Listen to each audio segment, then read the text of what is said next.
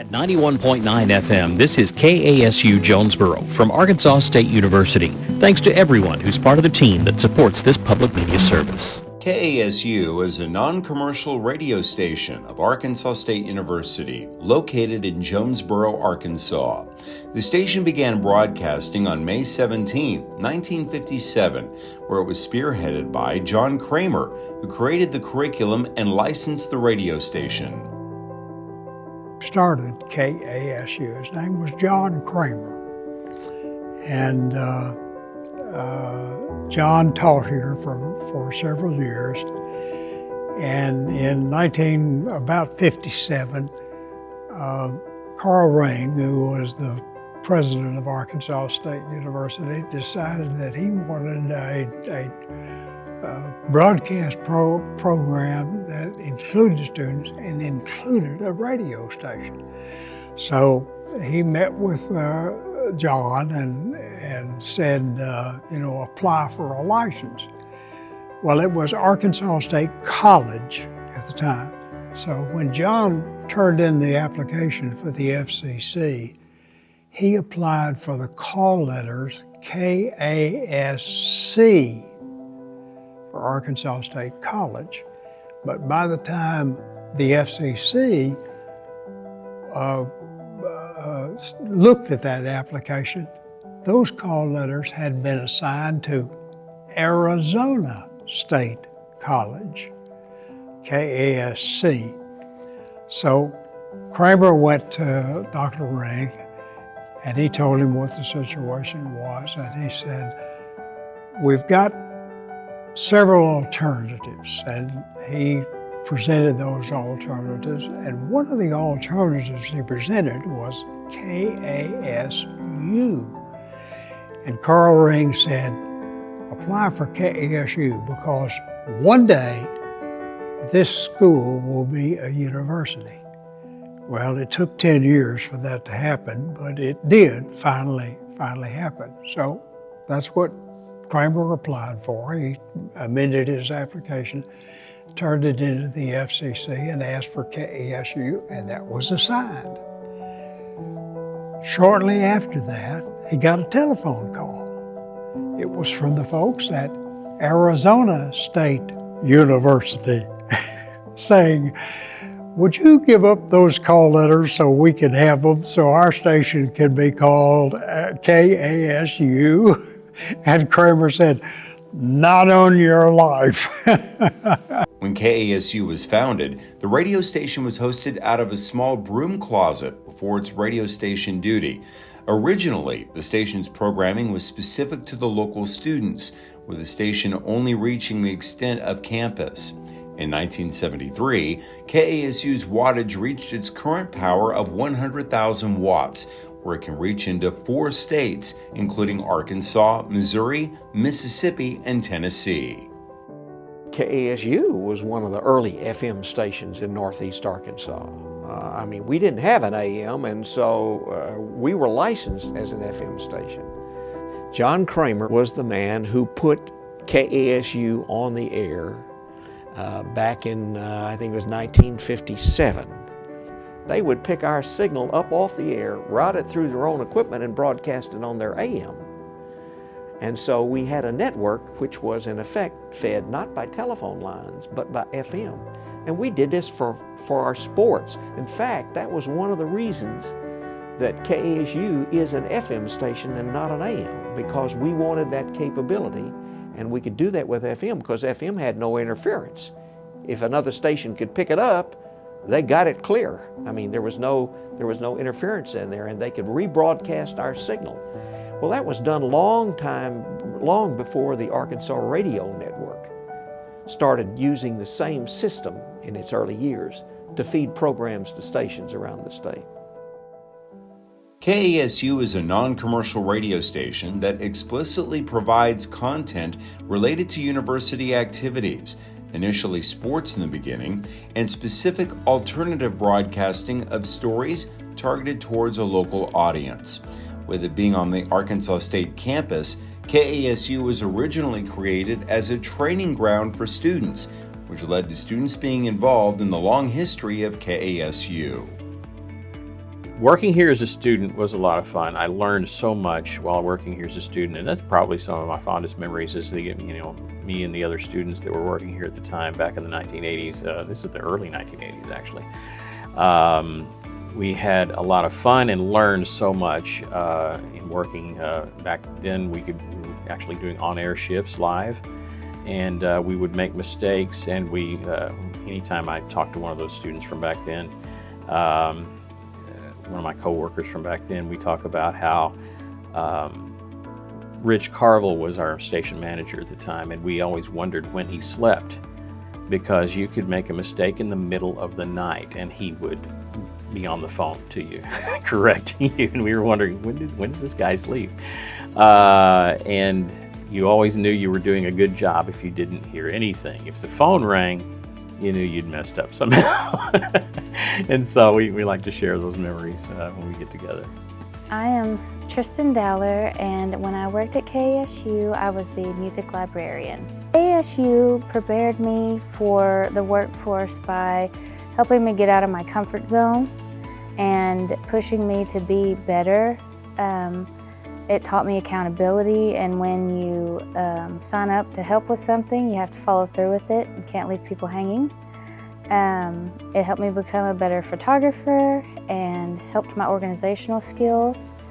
And it helped me learn how to talk to people because they let me do radio spots and interviews, so I learned how to communicate with all different types of people. I'm Nathan Taylor. I started working at KASU about 13 years ago, back in 2012 when I was a sophomore here in the department. The station manager at the time, Mike Doyle, he was my instructor for advanced radio practicum, and one day after class I needed help on a project, so he brought me back here to the music library, and we were looking for CDs and found it pretty easily, and he's like, "Hey, you want a job?" And I said, "Yeah." So did that for a couple of years until I graduated, then moved up to kind of doing more producing and editing, and then maintaining our logs and stuff for automation software. And that eventually led up to a full-time job. Now my whole career. Advanced radio practices actually gave them experience working at the station, and that was something that we had. As a matter of fact, when I was a student here, we had a student station manager, and I was the student station manager my senior year at Arkansas State College. It was then. It became a university the year after I graduated. In fact, my ring says Arkansas State College. Coolest things about working at KASU all these years and the station being here is so many young people have come through here either one time in the semester just to do a little bit of work, or they've been here for years, that have then been able to go on and have lifelong careers either in broadcasting or something where just the skills that they gained working here at KASU has helped them in some position, whether that was in marketing or graphic design or website design or journalism. All these students who come through here over the years, thousands and thousands of them that have been through KASU's doors over the years, have really that I think is one of the great legacies of the radio station, is the number of students who've come through here, gotten some solid experience working with full-time professional radio staff, and then going out and using that as a stepping stone to the first job, and then building on their other jobs with some of the skills that they've learned from here. My fondest memory of working at KASU is probably when we did our spring fundraisers. The first spring fundraiser I ever did, I got to create all the promotional material for it. And so I got to see my designs get made into bags and share those with people and really get to engage with the community with my art. KASU has allowed students to be able to work in there and to truly at first cover what was going on at Arkansas State University, but also in the community as well. It's been good. I've learned new things. gone places, gone to the 50th, I think it was the 50th anniversary biology building thing with Mr. Brandon. He was like, hey, come report with me. And I was like, all right. Like, I feel like I learn new things every day to further my career in the media business, media world, reporting world, wherever I need to go, networking. I learn something new every day. So. With local news being on the radar for KASU, another thing that keeps KASU involved in the community is its strong roots in music. We do classical music, we do jazz, Celtic music, Americana, types of music, blues and bluegrass, types of music that you can't hear anywhere else on the radio dial. Like, they have a really deep passion for not only just music, like there's music everywhere, but just they have a passion for like deep Arkansas roots, like deep Arkansas music and music in general. It's great to see. In the late 1990s, we were approached and kind of find some way of engaging with the community. And at the time, the downtown Jonesboro area on Main Street and those other businesses there were lots and lots of empty storefronts. There was not much happening in downtown Jonesboro at the time. So we partnered with a local restaurant that was down there called Pot Liquors, and it was no longer in business, unfortunately. But we partnered with them to bring in musicians primarily from Memphis for a concert series. And the idea being that there was very little, if any, live music anywhere in Jonesboro beyond, the things the music department did here on campus. So we said, you know what, let's get live music into a restaurant in downtown Jonesboro with the idea of, hey, that'll get people to come to downtown Jonesboro. So we started what we called the Blue Monday concert series with these blues musicians coming to play at Pot Liquors. And then of course that tied in with the fact that KASU did 10 hours of blues music radio shows every single week. So that started going really, really well. And the one other restaurant on Main Street at the time started to notice, why are there so many people at my competitor down the street on these Monday nights? So the owner walked down the street, saw what was going on there and said, hey, can you come and do something similar at my restaurant?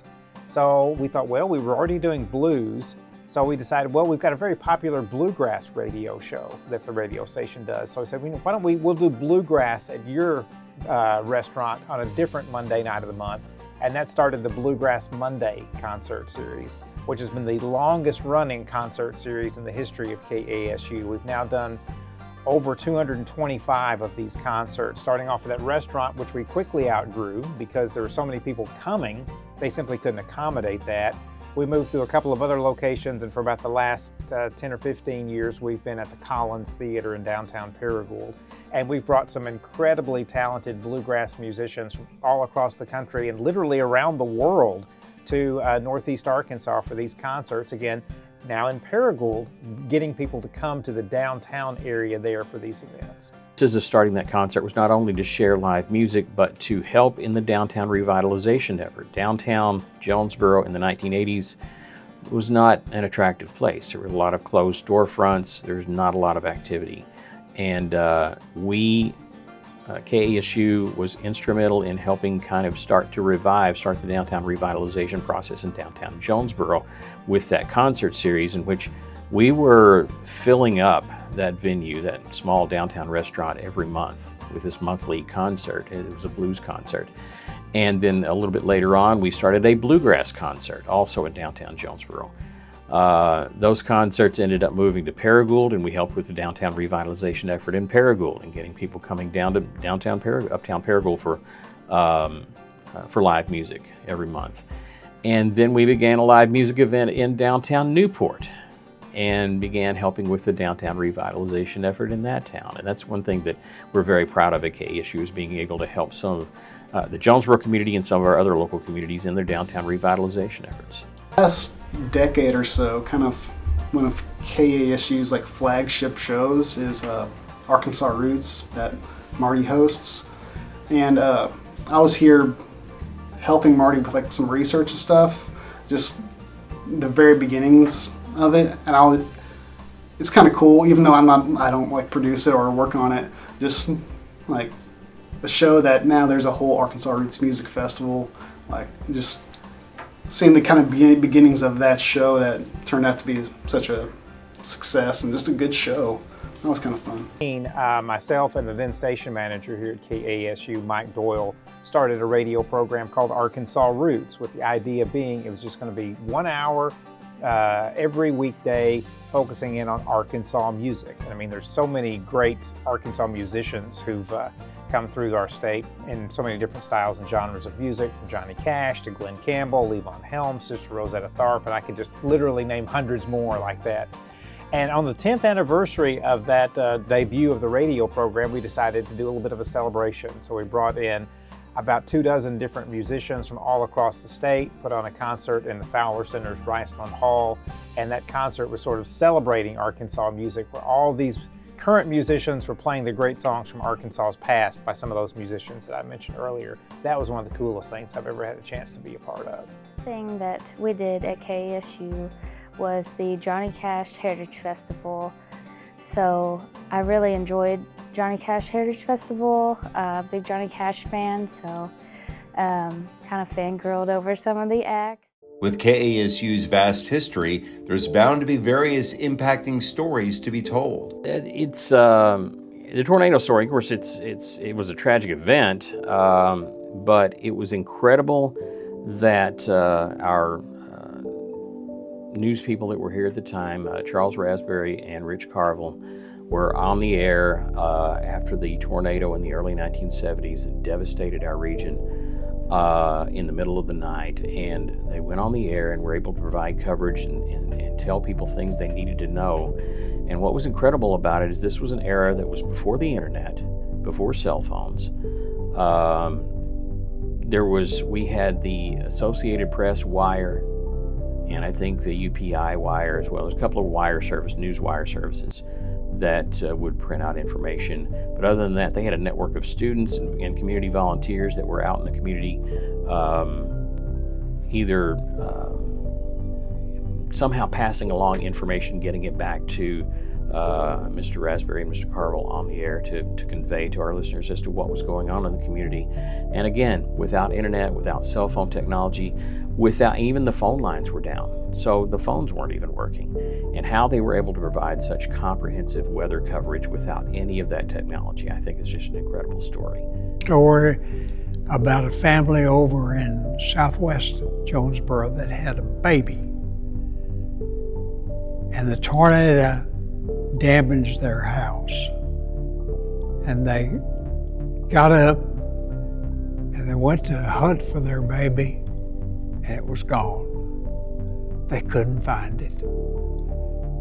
And they looked all around, and there was a creek behind their house, and they heard noise back there, and they walked back there, and the baby was in its crib, unhurt, sitting right at the edge of the creek. And so they found their child and saved it, brought it back to safety.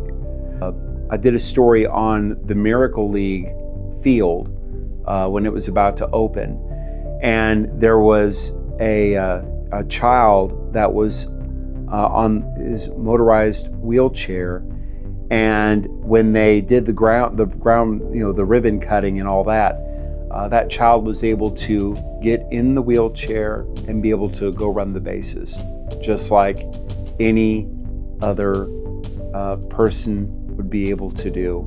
And I think the smile, the joy that was on that child's face,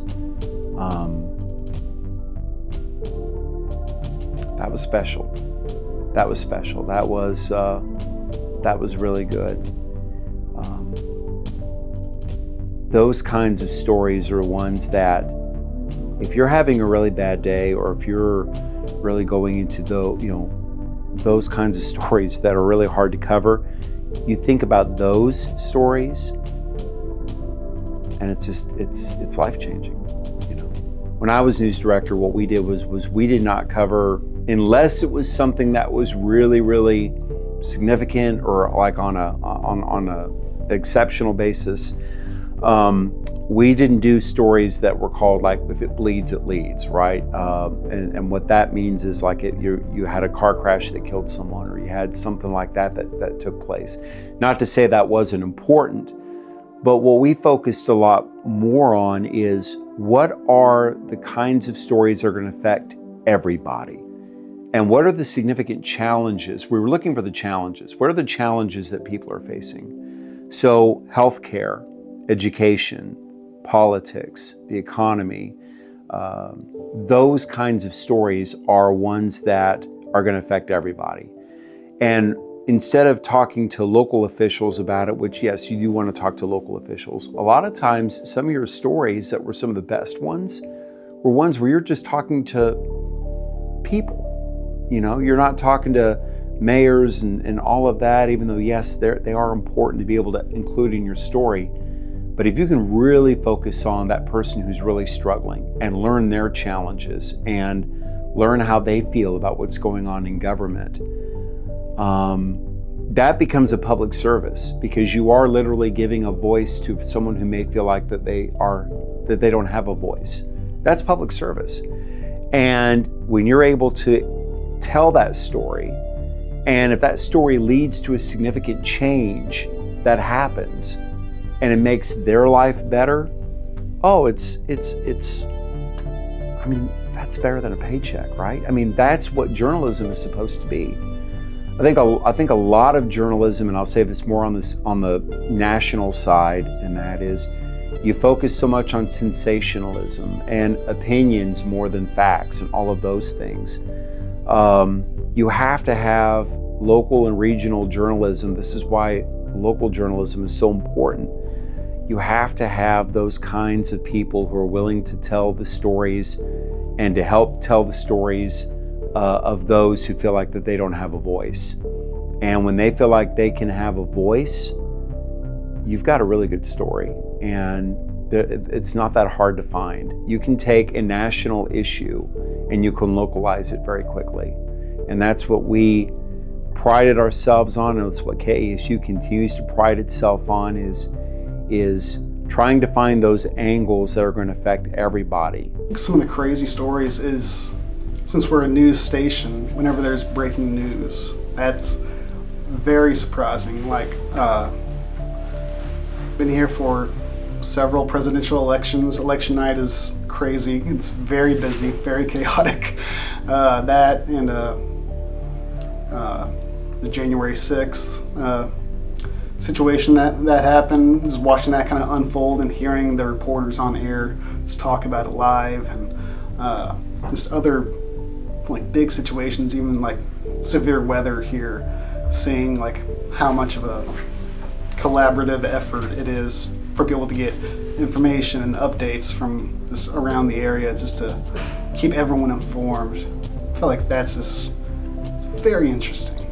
Just the service that we were able to provide the community in tragic situations. Like, sadly, Jonesboro was one of the first communities to be affected by a school shooting. The West Side school shooting in 1998. Terrible, terrible event for Jonesboro, and of course got Jonesboro worldwide, global media attention. But to see, I was on the staff at the time, to see our entire staff and the way we came together and the way we worked as a team to cover that event. We had one of our staff members went immediately to the school to gather information there. Another staff member went to offices to determine how the police and emergency services were reacting and what they were doing. I myself went to the hospital to cover press conferences that the doctors and nurses at the hospital, health officials were offering their services, and I went to cover those conferences to find out what was going on at the hospital. And so just the way we all work together, hey, this person goes there, this person goes there, you go there, and worked and coordinated to provide the most and best information we could to our listeners and to our community during that tragic time. Probably my favorite memory was once when I was introduced to somebody. I told them where I worked, And they said, "Yeah, I listen to you on the radio all the time when the weather's bad." But we had a lot of people who tuned in when the weather would get bad because that's what we were doing. You know, Raspberry and I would go on the air and we would preempt all programming and we would get our information from the National Weather Service and from the Office of Emergency Services here in Jonesboro. And you know, if Newport was hit or if Walnut Ridge was hit or if they were in danger, we'd call those police departments there and get information from them. But that's probably my favorite thing. I produced a lot of programs for the station, but that was probably the thing that I remember most of all. KASU has impacted this community by bringing local news, music for everyone, and a voice to be heard throughout the community.